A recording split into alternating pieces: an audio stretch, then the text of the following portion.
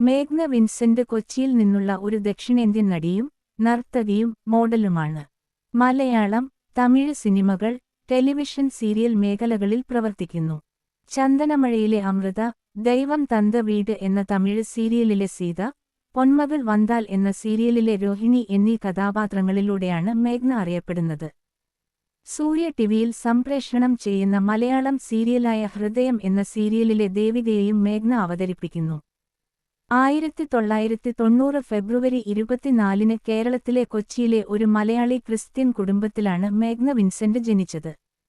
മാതാപിതാക്കൾ അടങ്ങുന്നതാണ് അവരുടെ കുടുംബം. അച്ഛന്റെ പേര് വിൻസെന്റ്, അമ്മയുടെ പേര് നിമ്മി വിൻസെന്റ്. കമ്പ്യൂട്ടർ ആപ്ലിക്കേഷനിൽ ബികോം ബിരുദം പൂർത്തിയാക്കി. 2017 ഡോൺ ടോണിയെ വിവാഹം കഴിച്ച അവർ 2 വർഷത്തെ വിവാഹ ജീവിതത്തിന് ശേഷം 2019 വേർപിരിഞ്ഞു.